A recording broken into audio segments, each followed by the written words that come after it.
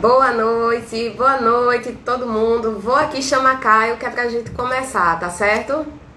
Vamos lá.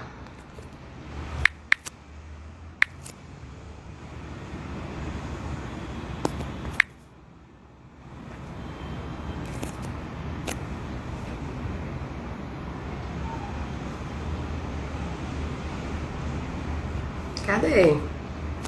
Vamos embora, meu filho.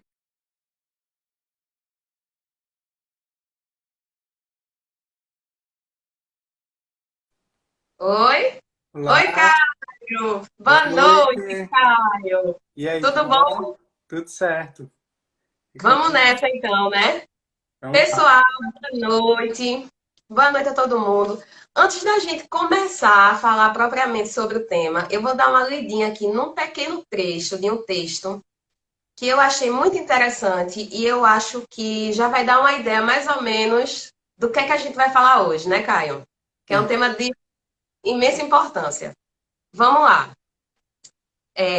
As prisões não reduzem a taxa de criminalidade. Mesmo que se aumente, multiplique ou transforme as prisões, a criminalidade permanece a mesma ou aumenta. A detenção provoca reincidência. A prisão fabrica delinquentes em razão das condições a que submete os apenados. A prisão favorece a organização de delinquentes solidários entre si e hierarquizados. Os que são libertados da prisão estão condenados à reincidência, devido às condições de vigilância a que são submetidos. Por fim, a prisão fabrica, indiretamente, delinquência, pois faz as famílias dos apenados caírem na miséria. Quem disse isso, Caio? Foucault. Maravilhoso, né? Minha gente, Tá no então, cu. o tema da gente hoje é a justiça restaurativa como modelo de resposta aos conflitos criminais. E Caio Monteiro teve a gentileza de participar aqui da nossa live, justamente para repassar um pouquinho do conhecimento dele sobre esse tema para a gente. Eu estou muito animada com essa live, a gente passou esse tempo todo muito ansioso, porque está todo mundo doido para entender do que é que se trata, né? E assim, Caio, ele se graduou lá na Universidade Católica de Pernambuco, e atualmente ele está fazendo o mestrado dele lá na Universidade de Lisboa. Somente, viu, minha gente? Somente. Maravilhoso. E aí, a gente vai começar agora o tema e vamos embora. Caio, como foi que tu decidisse entrar nessa ideia de justiça restaurativa? De onde é que veio isso? Então, Ark, eu estava no meu último ano lá na Católica, né, cursando Direito da graduação, e eu estava estagiando no Ministério Público. Sim. E era o meu último ciclo do estágio do Ministério Público, e eu estava no âmbito da infância e adolescência, né, os adolescentes em conflito com a lei. E nessa época estava tendo uma formação para o pessoal do Judiciário e do Ministério Público sobre justiça restaurativa. Então, Hum. a promotora com quem eu trabalhava, ela chegou para mim e fez: Caio, tu conhece justiça restaurativa? Eu fiz: não. Ela fez: olha, tá no último ano. Eu fiz: tô, ela é um ótimo tema para TCC. Aí eu peguei lá o folheto, comecei a dar uma olhada, e basicamente foi lá que eu conheci, né? Já estava sendo aplicado justiça restaurativa lá naquelas varas. Então eu Hum. fui conhecendo e topei fazer o TCC nesse tema, fui aprofundando, né? E aí eu fui me encantando assim como uma alternativa a esse sistema de penas, né, que a gente tem. Achei que Uhum. era algo novo e que pode ser muito viável. Mas na verdade, assim, ô Caio, na verdade nem é tão novo, né? Porque eu estava pesquisando e eu vi que já estava incidente já fazia já uns 10 anos aqui no Brasil. Como é que a gente Isso. não teve tanto acesso a isso? Isso. Na verdade, no Brasil começou em 2005. Começou em Hum. 2005. Mas o movimento todo restaurativo começou na década de 70, 80, com alguns movimentos sociais, direitos das vítimas, que foram, enfim, crescendo e adicionando, se aglutinando aí algumas ideias, até chegar no que a gente chama de justiça restaurativa. Mas, de fato, no Brasil, chegou de forma muito tímida no Rio Grande do Sul, em 2005, como um projeto piloto. passou por diversas dificuldades. Então, o CNJ só publicou uma resolução para o judiciário em 2015. Então, Hum, durou aí um tempo para ela vir como resolução. entendi. Mas assim, conceitua assim o que é assim de um jeito bem prático, porque a gente só tá ouvindo justiça restaurativa e tal, mas como é assim? Como é que Então, funciona? isso é um desafio, porque não existe um conceito prático e fechado da justiça restaurativa. Basicamente, a justiça restaurativa começou mais com as práticas restaurativas e depois disso foi atrás de uma teoria para ela. Então, assim, vamos dizer que existe um consenso no mundo do que pode ser justiça restaurativa. Basicamente, a justiça restaurativa ela propõe um novo olhar sobre o crime. Né? A gente conhece, estuda em direito, que o crime é o que está tipificado na lei penal, né? E aí passa a ser uma infração à lei, e por isso o Estado tem que perseguir aquela pessoa que cometeu o crime para verificar se ela precisa ser condenada ou não. A justiça restaurativa propõe um olhar diferente. Antes de ser uma tipificação na lei, um crime é um conflito, né, que gera dano entre pessoas. Então, a justiça restaurativa ela vem trazer um olhar mais para o que acontece, né, qual o dano que ocorre entre aquelas pessoas. E É uma quais. forma de. Desculpa, Sim. fala. Desculpe. Fala. Não, ia só dizer. E a partir desse dano, né, que é reconhecido, como que podemos reparar esse dano, né, que foi sofrido pela vítima? Quais são as necessidades das pessoas envolvidas, da vítima e do ofensor, e como eles podem, em um processo participativo, chegar em um local comum para reparar o dano que ocorreu. A gente pode, então, no caso, dizer que é uma mediação. Né? Isso é o meio autocompositivo. Ok, é uma mediação também. Existem várias práticas que podemos dizer que são práticas restaurativas. Uma delas é a mediação vítima-ofensor. Então, é mais Hum, próximo da mediação da forma que a gente conhece. E na hum. mediação vítima-ofensor, basicamente, tem esses dois polos. Pode haver, sim, a comunidade, algo que a justiça restaurativa traz, que o sistema tradicional não considera, é a participação de uma comunidade para, vamos dizer, participar do processo de resolução ou de, enfim, é, de participação mesmo daquele processo que se vai discutir sobre o que ocorreu, né? Sobre qual o dano que foi causado e como se pode reparar isso. Entendi. Mas, Caio, mas a gente está falando assim, de qual tipo de delito? Quando é que eu posso usar isso? É uma das primeiras que surge na mente quando se fala no tema, porque quando se fala em justiça restaurativa e encontro de vítima e ofensor, a pessoa às vezes pensa logo, meu Deus, e uma pessoa que estuprou, uma pessoa que fez um crime hediondo, um crime bárbaro, né? Como é que fica? Então, basicamente, a justiça restaurativa ela não teria aí uma limitação quanto à aplicação do crime. Uma coisa muito importante que não foi dita até então é que a justiça Eita, restaurativa é voluntária, ok? A justiça restaurativa, um princípio básico dela é a voluntariedade. Então, a vítima precisa querer participar e o ofensor precisa querer participar desse processo, ok? certo.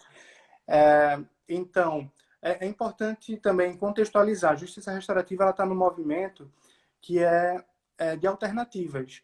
Então, a gente sabe que o sistema de justiça criminal não traz as respostas ideais, né, ou adequadas, ou justas, de fato. Não traz, às vezes, a justiça. Então, esse modelo novo de justiça, né, a justiça restaurativa, pretende ser mais uma porta a qual as podem bater para construir a justiça. Uhum. Ok? Porque a gente sabe que o sistema atual ele está, né, totalmente prejudicado, né? Sim. Na verdade, Ark, o sistema, não acho que em algum momento ele serviu ou cumpriu o que prometeu. Na tua frase inicial, né, que foi a parte de Foucault, ele diz que desde o início o sistema criminal não foi feito para cumprir o que ele promete. Então, ele não consegue cumprir segurança pública, proteção às pessoas, prevenção à criminalidade. Pelo contrário, a prisão geralmente é um fator criminógeno, ou seja, gera novos crimes, né? Quem entra lá sai estigmatizado, aprofunda as desigualdades das pessoas que já ingressaram naquele sistema, ela passa a se organizar ingressar em uma organização criminosa, aprende novos delitos, enfim, tem todo uma consequência que não ajuda, né, a prevenir novos delitos, e, enfim, não traz algo de benéfico para a pessoa enfim, que ingressa no sistema prisional. A gente também sabe, né, enfim, teóricos da América Latina já apontaram que o nosso sistema de justiça criminal existe formalmente, né, o processo penal, os juízes, advogados, Ministério Público, o sistema carcerário, mas paralelo a isso existe o que a gente chama de um sistema subterrâneo. Então é um sistema ilegal, vamos dizer assim, em que a polícia muitas vezes mata, tortura, prende ilegalmente.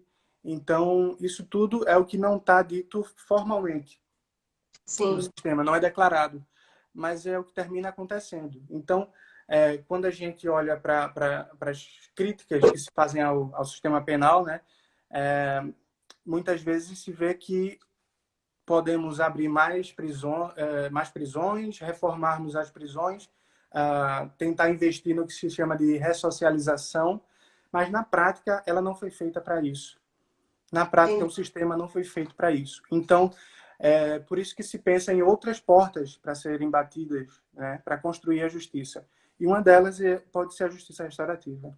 Mas aí, no caso, é assim, vamos supor que aí temos o agressor e temos justamente a vítima. Você está, no caso da justiça restaurativa, a gente está propondo que eles dois se encontrem e conversem sobre aquela situação, aquela prática, aquele delito, certo? E aí, a partir disso, aí um perdoa o outro e coisa e tal, o que é que acontece? Ok. É, Ok. Basicamente, primeiro é bom informar que geralmente nos processos restaurativos tem toda uma preparação antes desse encontro. E esse certo, encontro não precisa ser necessariamente cara a cara. Podem ser por cartas, pode ser em salas diferentes e uma pessoa vai trazendo essa mensagem. Tem que ser um diálogo, mas pode ser de outros meios. certo.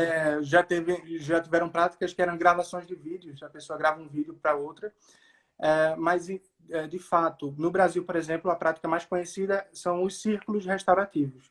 Então você entra em um processo que é de fato circular, geralmente tem outras pessoas da comunidade, enfim, e as pessoas vão falar sobre o ocorrido, sobre o que aconteceu.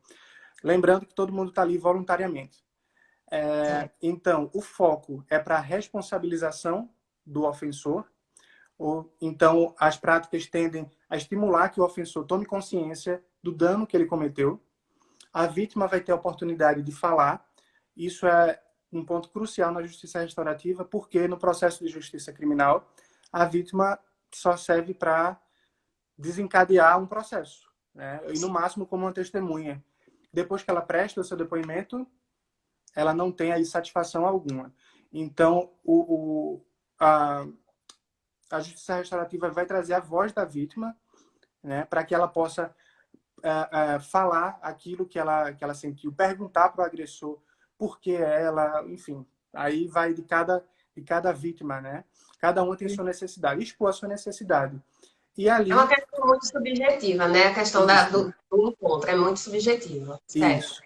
E ali eles vão chegar em algum ponto em comum, pode chegar ou pode não chegar, que é qual a melhor forma de reparar o dano que foi causado. Certo. Muitas vezes, para a vítima, justiça e reparar o dano significa ser ouvida. Ela quer falar sobre o que ela passou. Muitas vezes ela quer uma restauração patrimonial, uma restauração de desculpas. enfim, às vezes ela quer só olhar no olho do ofensor e perguntar por que eu? Por que você me escolheu? Então, isso no caso, é uma construção de justiça, né? Ao invés do Estado pegar o conflito, como se diz, roubar o conflito e decidir por essas pessoas, elas são participantes ativos do próprio destino. Entendi. Aí, no caso, esse encontro, ele vai acontecer antes, durante, em que momento? É pós-delito, assim, pós-condenação, é em que momento que ele ocorre, assim? Ok. Podem ter em qualquer uma Em dessas qualquer etapas. momento. Isso. Pode ser até realizado na prisão, né? Na prisão é comum uma prática chamada que a participação é com vítimas subrogadas, que significa que a vítima não é a vítima direta do conflito. É uma vítima que já passou por um conflito parecido e que vai participar de um processo lá com eles. Mas pode acontecer antes do processo criminal, pode acontecer durante, como uma suspensão condicional do processo da pena. Enfim, podem estar aí dentro Em de qualquer qualquer momento. desses momentos. É tão difícil, né, Caio? Assim, foi uma coisa que eu tive muita dificuldade quando eu estava lendo os textos. Teve um texto que eu li assim que dizia assim que a comunidade ela tem que entender que ela é tão responsável pela formação daquele agressor quanto qualquer coisa, né? Não é Sim. apenas ele, né? Não é? Não se trata apenas dele, assim, não porque ele cometeu o delito, então ele é culpado de tudo e a gente tem que. Porque a gente, eu percebo muito assim, que a gente tem essa sociedade muito individualista, no sentido de que eu sou de um jeito, mas se fulano cometeu algum delito, alguma coisa, ele é mau, ele não serve. Então a gente, né, descarta Descarta. ele, descarta ele, ele já não serve mais para nada. A gente também não quer que ele seja reincidido na sociedade novamente. Uhum. Não se tem essa oportunidade, né? Isso. Então, assim, eu fiquei pensando sobre isso. É tão difícil a gente inserir na mente das pessoas que a comunidade como um todo tem uma responsabilidade sobre aquele indivíduo, né? Isso, Arqui. Eu não diria responsabilidade, mas elas Hum, participam, sim, desse processo de reintegração. Se a comunidade estiver perto, é claro que nos processos restaurativos precisam de muito cuidado. Às vezes a comunidade pode ser muito perversa, dependendo da comunidade, né? Mas se for uma comunidade próxima, tanto do ofensor quanto da vítima, com certeza eles vão prestar ali um suporte, um apoio, vão talvez pode partir da comunidade uma forma de reparar o dano, né? E a comunidade fazer parte desse processo facilita a reintegração tanto do ofensor e quanto o amparo da vítima, né? Então, eu também acho, é muito difícil a gente falar em comunidade hoje em dia, porque a gente vive realmente numa sociedade muito individualista, né? Numa lógica neoliberal de que cada um precisa fazer a sua... é responsável enfim, pelo seu mundo, né? E as comunidades vão se fragmentando. é. Você falou no começo aí que aqui no Brasil ele está sendo utilizado de um modo muito tímido, né? Quais locais, assim, que a gente pode observar a utilização da justiça restaurativa? Ok. No início foi realmente de modo muito tímido. Hum, No entanto, depois da resolução do CNJ, né, que implantou metas para a justiça restaurativa nos tribunais, ele deu um boom, né, no Brasil. Então, está espalhado vários projetos pelo Brasil. O que acontece? A criminóloga Vera Regina, ela fez um apanhado até recente, inclusive para o CNJ, sobre as práticas restaurativas, e ela cunhou um termo que no Brasil se chama Justiça Restaurativa Judicial. Por quê? A gente tá falando aqui de justiça restaurativa e do processo, onde ela entra no processo, mas não necessariamente ela foi feita para estar dentro do sistema de justiça, né? O ideal, o sonho seria que, enfim, outras organizações pudessem aplicar esses processos, ONGs, organizações da comunidade, enfim, que não precisasse passar pelo fórum, pelo sistema de justiça. Mas no Brasil, a particularidade do Brasil é que cresceu no sistema de justiça. Então, os juízes, né, cada um sensibilizado aí com a causa, foi fundando um projeto dentro da vara, que é responsável lá no judiciário, e foi tocando. Então, os juízes, né, foram realmente quem levantaram as bandeiras e foram abrindo caminho e abrindo espaço. Tem pontos positivos em começar no judiciário e pontos não tão positivos, né? Pontos negativos. Relatos. Que basicamente o judiciário ele goza aí de uma certa importância, né? Vamos dizer assim, se está no fórum, então quer dizer que é sério. Se a gente entrou numa vara de um juiz, então quer dizer que é sério. No entanto, o problema de estar no judiciário é que se um juiz é movido para outra vara, esse projeto pode desmanchar, né? O projeto não subsiste em si mesmo. Então, e outra questão é que a justiça restaurativa é um risco, né, que ela comece a incorporar os males do sistema criminal e no fim das contas não fique tão diferente assim, não seja aí tão alternativo assim, né? Então tem esses perigos. Estava pensando aqui, vê só, se ela ocorrer no decorrer da ação penal, e aí eu vou promover esse encontro, desse encontro vai surgir um acordo, é isso? Já no decorrer da ação.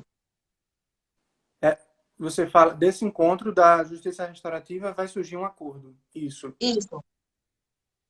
Ô, Caio, eu não estou entendendo. Como é que vai acontecer isso? Isso vai abater onde? Isso vai ser abatido em algum lugar? O que é que vai acontecer? Não estou entendendo. Então, esse acordo pode ser levado ao juiz e o juiz ele vai determinar que seja realizado dependendo do objetivo. Vamos dizer que é uma suspensão condicional aí da pena, uma suspensão condicional do processo.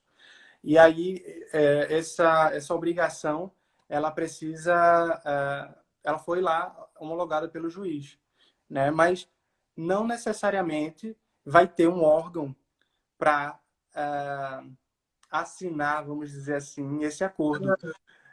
Dependendo de quem está aplicando o projeto, essa pessoa, essa instituição pode acompanhar, fazer um follow-up, né, entrar em contato com a vítima e com o ofensor para saber como que está sendo realizado o cumprimento dessas obrigações. Então, assim, é importante saber também que a qualquer momento que a vítima quiser desistir do processo, ela tem sempre o meio lá Total do sistema. liberdade. Isso, tem sempre o meio do sistema criminal, que pode resultar na prisão. Então, isso de fato, precisa ser voluntário. Entendi. Inclusive, eu vi até uma reportagem sobre isso, que até no meio dessa. Eles fazem o seguinte: eles pegam aqueles presos que estão com bom comportamento, e aí eles vão e colocam numa outra situação, fazendo terapias e coisas afins.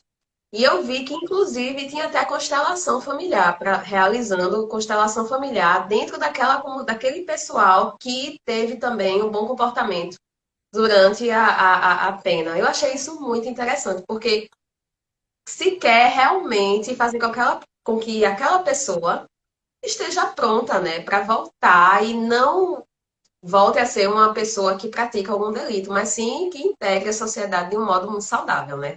Isso. Tocasse aí na questão da constelação familiar, é um pouco polêmico dentro da justiça restaurativa, porque muitos afirmam que ela é uma pseudociência, né? Ela não pode ser colocada no mesmo local que a justiça restaurativa. Então ainda está tendo aí uns movimentos de entender o que é que se incorpora ou não à constelação familiar. Então ainda não é muito bem definido. Mas basicamente o o processo restaurativo. No Brasil, a prática mais difundida são a dos círculos, tanto que muita gente acha que justiça restaurativa é só um círculo, círculos restaurativos, que é esse processo.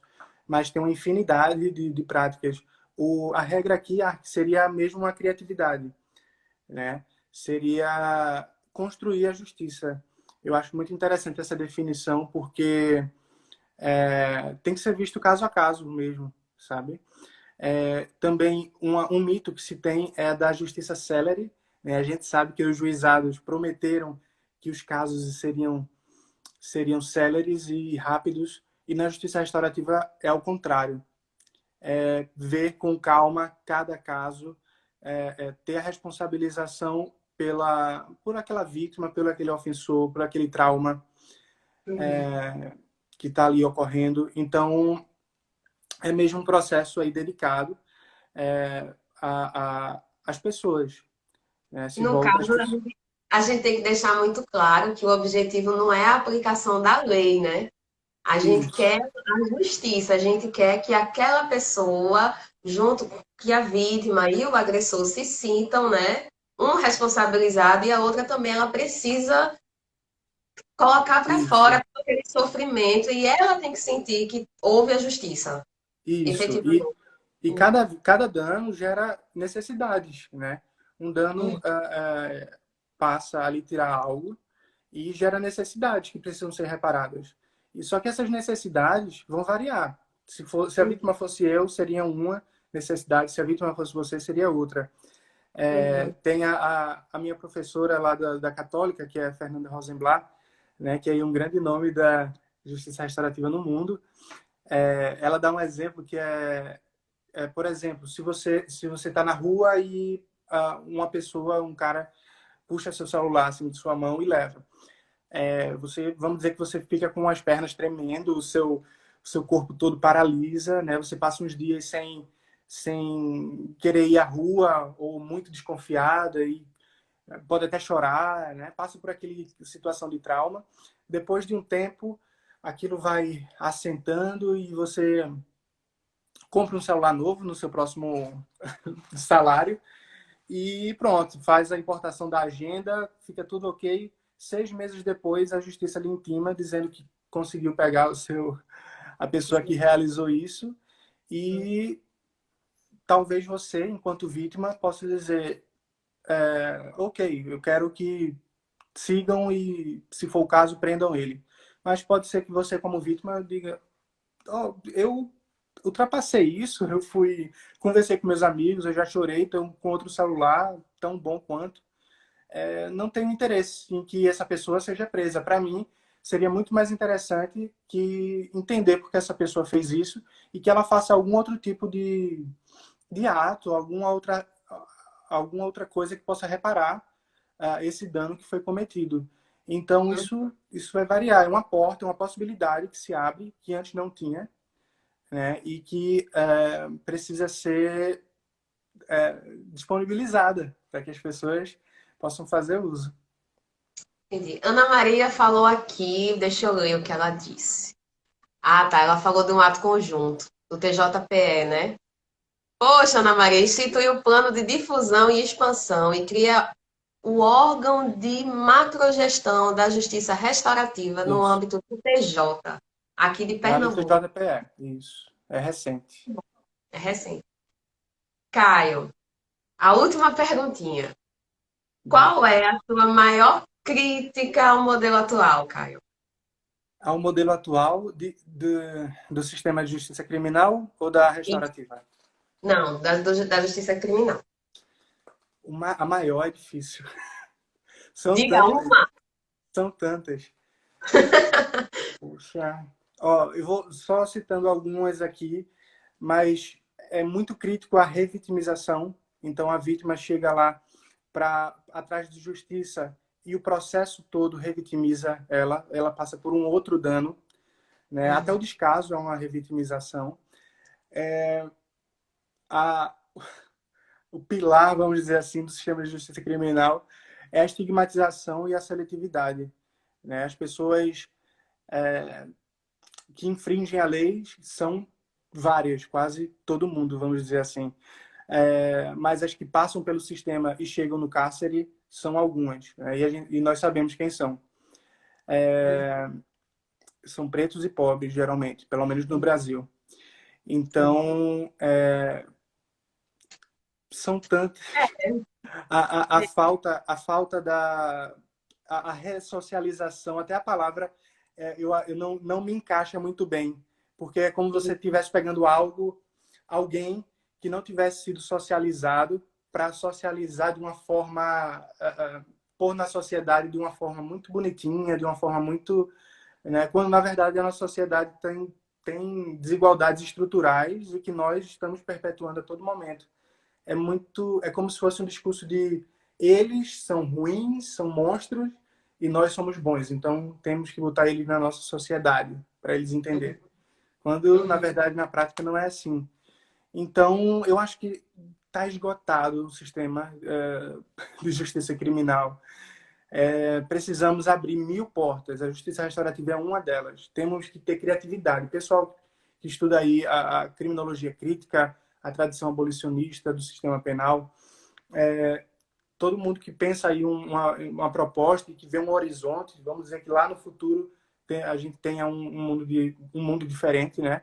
A gente tem que caminhar cada vez mais para a dignidade das pessoas, né?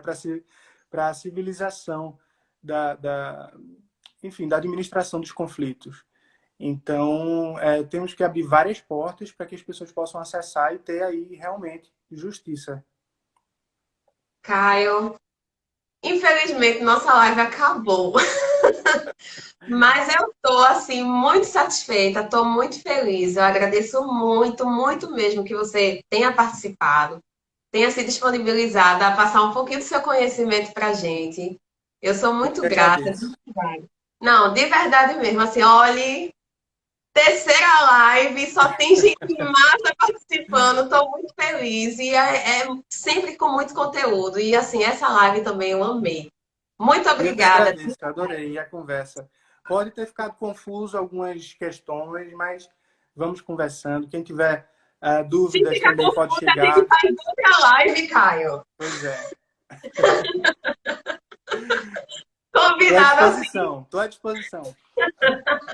Pois pronto. Minha gente, eu espero que todo mundo tenha gostado. Foi muito legal. O objetivo da conversa é ser assim mesmo, bem espontâneo, que é para não ficar aquela coisa monótona. E a gente está aqui conversando e passando conhecimento para vocês e aprendendo com vocês. Então, assim, a gente só agradece, né, Caio? Foi ótimo. Agradeço muito a presença de todo mundo. É isso aí. Valeu, minha gente. Tchau. Valeu, tchau, tchau.